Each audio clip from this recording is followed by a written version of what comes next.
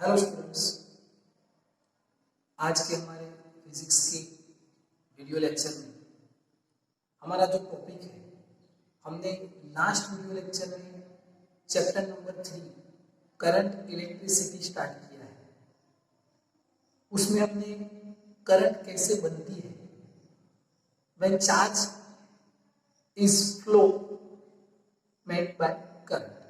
Current कब बनती है? चार्ज फ्लो होते हैं तब। मीन्स करंट को कौन बनाता है? Flowing charge made current. Okay, अब वो चार्ज फ्लो कैसे होते हैं? तो हम उसको कंप्रेस करके रखते हैं। जैसे हमने पानी का एग्जांपल लिया था कि वाटर को हम हाइट पे रखते हैं, एक डैम बनाते हैं, उसके पास पोटेंशियल एनर्जी है। जब वहां से हम उसको पानी को, उसकी जो गेट है वो ओपन करते हैं तो पानी ऐसे फ्लो में चलता है। उसके पास कौन सी एनर्जी आ गई? Kinetic energy. तो वैसे हम चार्ज को भी ऐसे कंप्रेस करके रखते हैं, ऐसे दबा के रखते हैं, और जब उसको छोड़ते हैं तो वो ऐसे फ्लो होते हैं। उसके बीच में हम हमारा डिवाइस रख देंगे, वो स्टार्ट हो जाता है, इट्स अ करंट। इसके लिए हमारे पास एक सर्किट होना चाहिए। उस सर्किट में हमने देखा कि सर्किट ओपन होगा तब क्या होगा, सर्किट क्लोज होगा तब क्या होगा। ओके, तो करंट को हमने डिफाइन किया, I is equal to Q upon T. Charge flowing per unit time is a current. उसका यूनिट डिफाइन किया, एम्पियर और coulomb per second, both are equal. But current is a scalar और vector quantity. Current is a scalar और vector quantity. वो scalar है या vector है वो हमको नहीं पता। तो आज हमको उसके बारे में जानना है कि वो वेक्टर क्वांटिटी है, वो वेक्टर रूल फॉलो करता है कि स्केलर रूल फॉलो करता है। Okay, now we will start. यहां से मान लो हमने यहां से एक कंडक्टर ऐसे सेट किया और इस कंडक्टर को यहां पे लाके रख दिया, और इसके साथ में एक कंडक्टर ऐसे, ये भी एक कंडक्टर है, ये कंडक्टर यहां।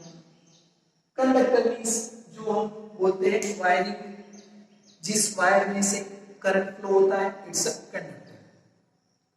तो इस कंडक्टर में से 5 एम्पियर करंट, कितना? 5 एम्पियर करंट इस डायरेक्शन में फ्लो होता है, और यहां से 3 एम्पियर करंट इस डायरेक्शन में फ्लो होता है।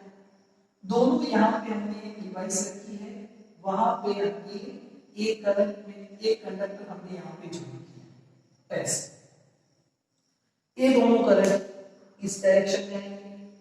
ओके, अब हमको पता ये लगाना है कि करंट इज अ वेक्टर और अ स्केलर। हमने क्या देखा कि ये जो करंट है यहां से आती है 5, यहां से आती है 3।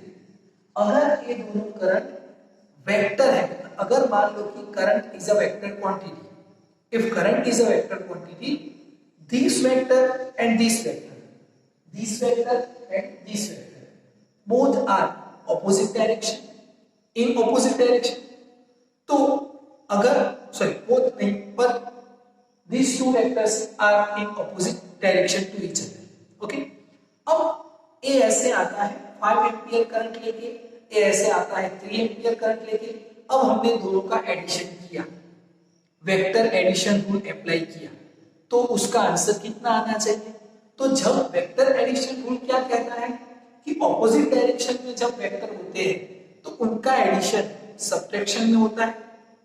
क्या होगा? सब्ट्रैक्शन।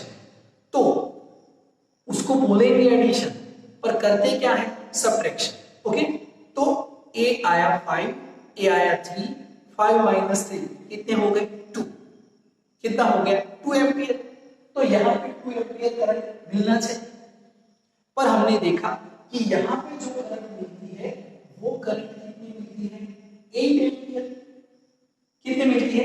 8 एम्पियर। एक करंट हमको 8 एम्पियर मिलती है। अब करंट 8 एम्पियर मिली, इसका मतलब वेक्टर एडिशन रूल यहां पे फॉलो नहीं हुआ।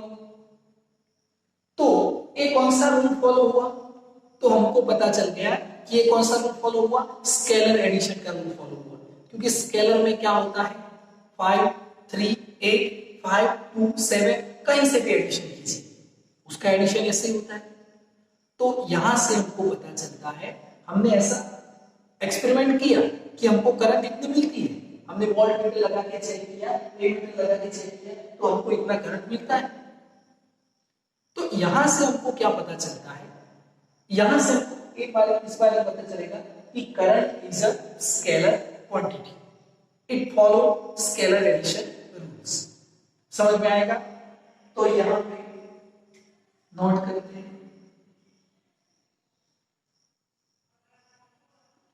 currents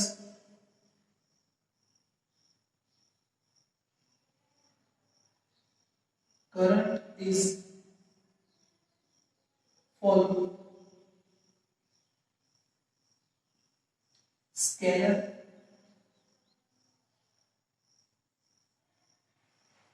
addition rule, therefore current I is a scalar quantity। Okay, कौन सी क्वांटिटी होगी, स्केलर क्वांटिटी, एक स्केलर क्वांटिटी। ओके, पर याद रखना इसकी डायरेक्शन होती है, एक किस डायरेक्शन में मूव करेगा, दोनों के एडिशन का जो रिजल्ट है रिजल्टेंट की डायरेक्शन में मूव करता है। तो एक यहां पे एक क्वेश्चन आता है कि फिजिक्स में ऐसी कौन सी क्वांटिटी है जो स्केलर क्वांटिटी है but it follows but it with direction, वो डायरेक्शन भी फॉलो करता है। तो वो कौन सी क्वांटिटी है, करंट। Okay, electric current. तो यहां पे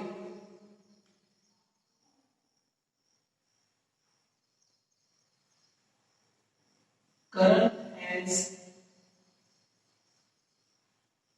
also current have also direction,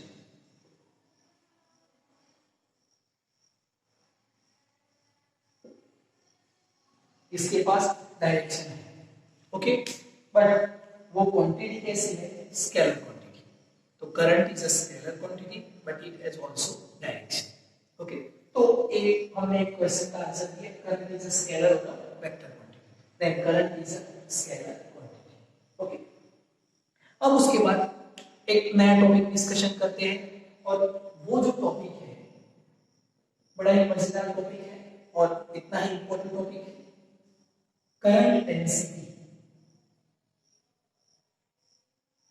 current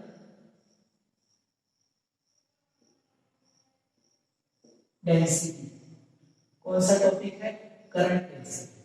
okay, what is current density? तो उसको समझने के लिए यहां पे हमने यहां पे एक कंडक्टर लिया, ये हमने यहां पे एक कंडक्टर लिया ऐसे, ये एक कंडक्टर यहां पे देखिएगा, ये हमने कंडक्टर लिया। ओके, ऐसे। अब यहां पे ये जो कंडक्टर लिया हमने, इसको नोट कर देते हैं, कंडक्टर। अब ये जो कंडक्टर है उसमें इतना जो एरिया है, ये जो एरिया है वो एरिया है, उसको हम बोलेंगे क्रॉस सेक्शनल एरिया। इस एरिया को क्या बोलेंगे, cross sectional area. Cross sectional area और एरिया दोनों में क्या डिफरेंट है, cross sectional area means this area, ये जो है इसके परपेंडिकुलर ऐसा जो एरिया है इसको क्रॉस सेक्शनल एरिया बोलेंगे।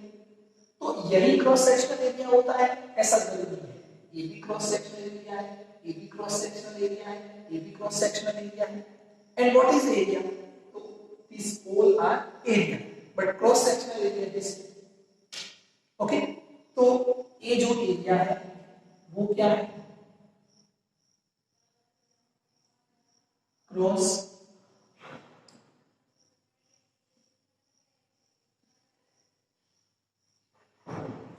Sectional area.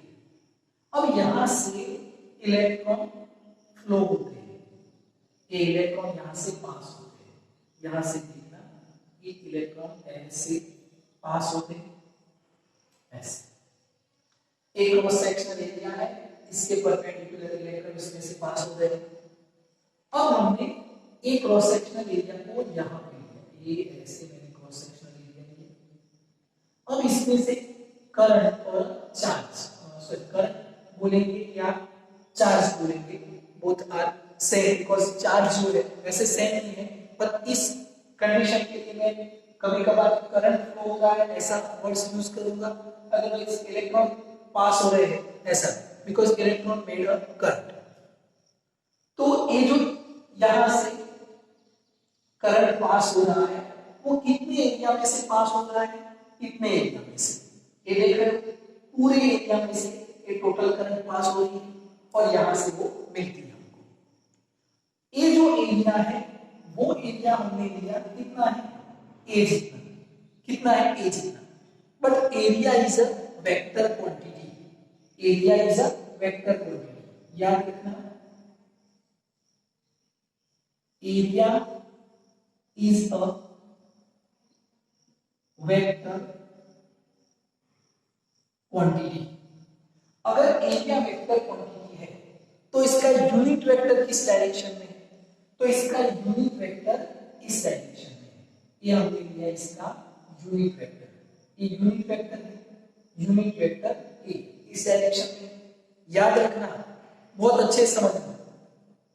ए क्या है, एरिया, और ए क्या है, unit vector of area, unit vector of area, unit vector and area vector या area both are perpendicular to each other, तो area and area vector are perpendicular to each other. Okay, अब ये जो current pass होता है वो किसमें से पास होता है, एरिया में से। अब मैं यहां पे बोलूंगा कि एरिया वेक्टर एंड करंट दोनों की बीच में कितना एंगल बन रहा है, तो ए देखिए यूनिट वेक्टर और एक करंट दोनों के बीच में कितना angle, 0, but cross sectional area and current के बीच में कितना एंगल बन रहा है, 90, कितना बन रहा है, 90। ओके, तो यहां से एक करंट ऐसे पास हो रहा है, करंट यहां से पास होके हमको यहां पे मिलता है, उसको हम बोलते हैं करंट डेंसिटी। क्या बोलते हैं, करंट डेंसिटी। किसको करंट डेंसिटी बोलेंगे, तो यहां पे नोट करते हैं, देखिएगा current density means current flowing per unit cross sectional area is called a current density. Okay, current flowing in per unit cross sectional area, या अदरवाइज आप क्रॉस सेक्शनल एरिया पे नोट कर सकते हो। तो यहां से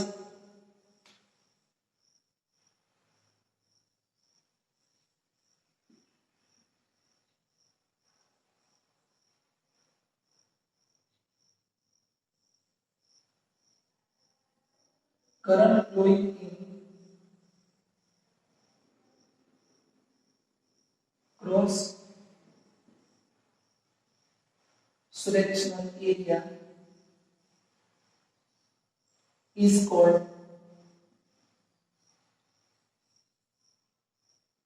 current density.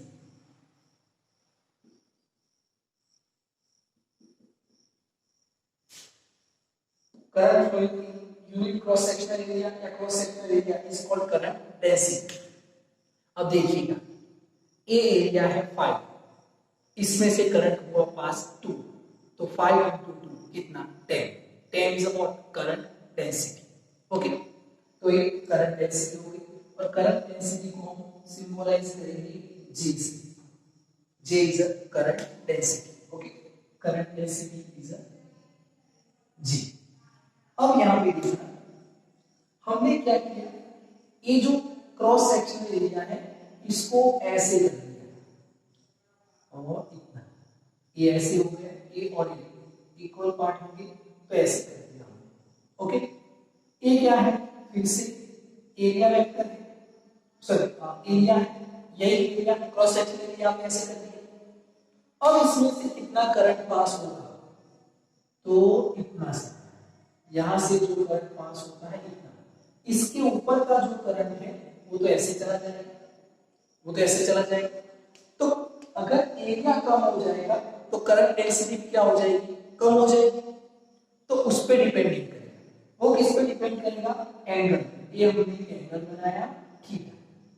देखिए पहले एरिया ऐसे था तो उसका एरिया वेक्टर ऐसे था, उसके परपेंडिकुलर।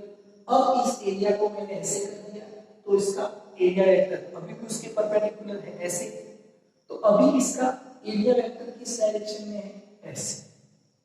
तो यहां से इससे हमको करंट डेंसिटी का फॉर्मूला क्या मिलेगा, current density J is equal to I upon E। Current flowing in cross sectional area is called density per cross sectional area. Current flowing in per unit cross sectional area is called current density. तो current flowing in per unit cross sectional area is current density. Okay, तो ये हमको एक formula मिल गया, यहां से I is equal to J into A। Current density is also vector quantity. Okay, तो यहां से फॉर्मूला मिल गया। अब याद रखना, अभी फिर से समझना इसको, ए करंट ऐसे पास हो रहा है और ए इसका वेक्टर है, दोनों के बीच में कितना एंगल है, ए करंट की डायरेक्शन और एरिया वेक्टर की डायरेक्शन, दोनों के बीच में एंगल कितना है, जीरो। जीरो एंगल है, जीरो एंगल है मतलब पूरा चार्ज इसमें से पास हो रहा है, पूरा करंट इसमें से फ्लो हो रहा है। तो यहां पे इसके साथ मैंने एक फॉर्मूला नोट किया कि I is equal to J into A cos theta if theta is equal to 0 degree, theta is equal to 0 degree और cos 0 कितना होता है 1, तो A कितना मिलेगा, I is equal to J into A formula मिलेगा। ओके, अब मैंने क्या कर दिया, इस एरिया को मैं यहां तक लाया और मैंने यहां तक कर दिया, तो अभी एक एरिया इस डायरेक्शन में आ गया, पर इसका यूनिट वेक्टर किस डायरेक्शन में है, इस direction. What is the angle, या तो which angle between current and unit area, तो करंट ऐसे पास हो रहा है ऐसे, और यूनिट वेक्टर की डायरेक्शन ऐसे है। कितना एंगल मिला, 90 डिग्री। 90 डिग्री मिला, तो अभी एक एरिया यहाँ पे है, इसमें से कितना करंट पास हो रहा है, जीरो। कोई भी करंट इस एरिया में से पास नहीं हो रहा है, यहां से चला जा रहा है, एरिया तो यहाँ पे है, तो करंट डेंसिटी कितनी मिलेगी, जीरो। तो यहाँ पे if theta is equal to 90 degree, I is equal to 0। cos 90 कितना हो जाएगा, जीरो। समझ में आएगा।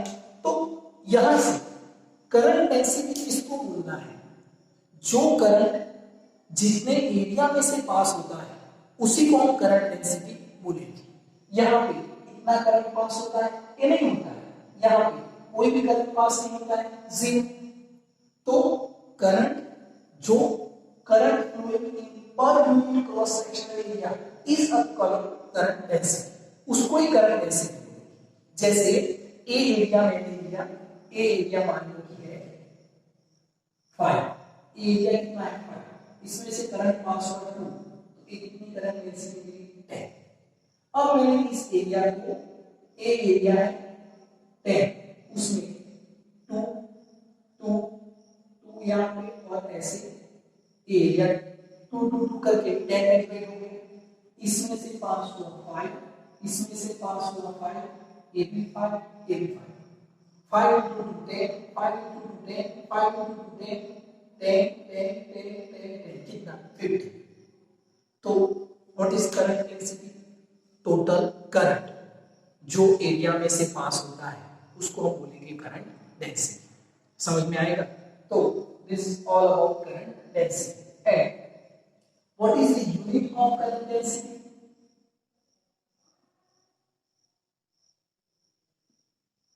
यूनिट ऑफ करंट डेंसिटी, तो unit of J current density क्या होगा? I upon A. I means current का यूनिट क्या है? एम्पियर। ए का यूनिट क्या है? एरिया का, मीटर स्क्वायर। तो unit is ampere metre square. And second unit is, अगर मैं इसको एम्पियर नहीं लिखूं और I is equal to Q upon T, तो I is equal to Q upon T coulomb per second. तो coulomb per second divide by metre square, इसका unit हो गया coulomb divide by second into metre square. आप इसको note कर सकते हो। तो ये आपको याद रखना है। एंड यहां पे और एक पॉइंट नोट करेंगे कि current density, current density is a